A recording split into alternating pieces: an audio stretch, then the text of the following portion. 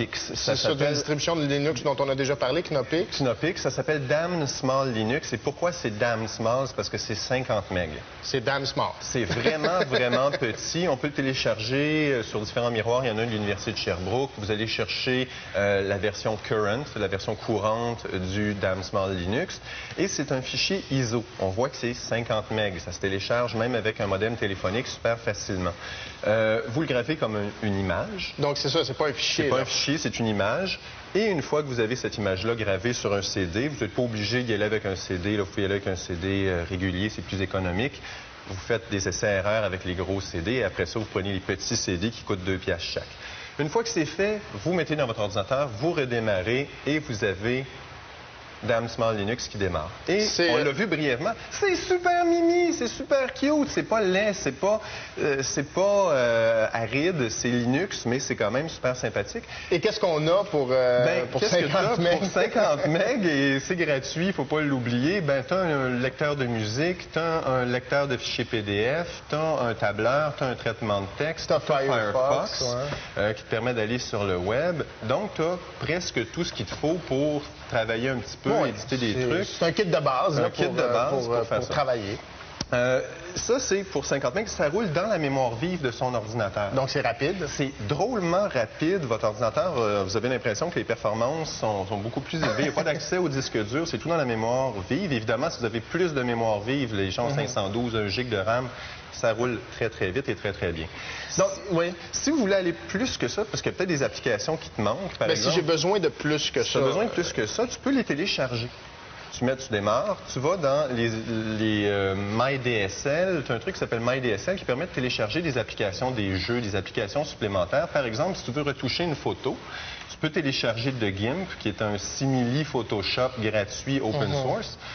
On le télécharge, ça s'installe sur son Damn Small Linux. Ça prend quelques minutes. Tu fais ton édition de photo.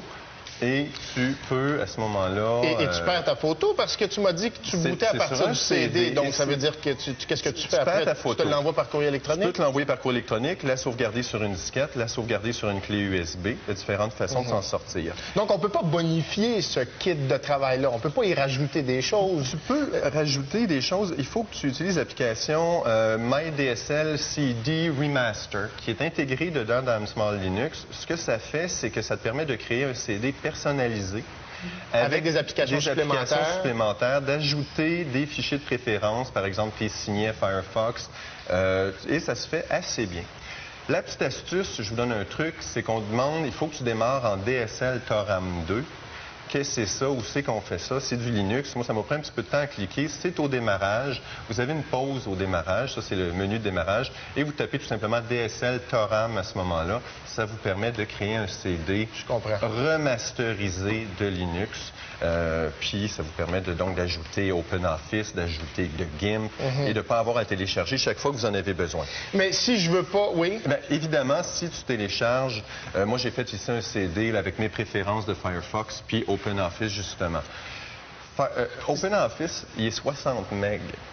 OpenOffice, il est plus gros, que Damn Small Linux au complet. Puis évidemment, si tu télécharges OpenOffice, ben tu te retrouves à graver sur un gros CD parce que les petits CD, c'est que 50 MB. Fait que si tu veux ajouter des applications supplémentaires, tu reviens au gros CD.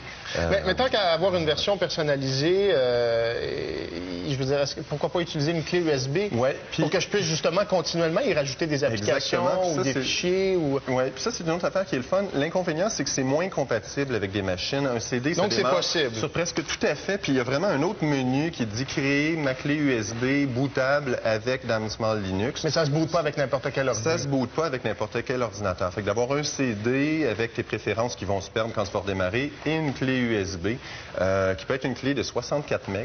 Donc tu prends une vieille clé. Ça va te permettre de démarrer sur certains ordinateurs, mais de conserver tes préférences à ce moment-là. C'est-à-dire que tu aurais les deux en même temps. Tu aurais le système sur le CD. Non, en fait, tu peux avoir le système sur le CD puis tes préférences sur la clé USB, mais tu peux démarrer directement. Tu peux démarrer uniquement et directement sur la clé USB. Si c'est possible. C'est assez spectaculaire. Si ta machine est compatible, la plupart des ordinateurs récents, là, on parle de 2 ans et moins, devraient pouvoir démarrer sur une clé USB avec Damn Small Linux installée dessus. C'est du beau bricolage, je vous assure. C'est vraiment trippant. Ça m'a réconcilié avec Linux. Je l'ai dit, une extase technologique.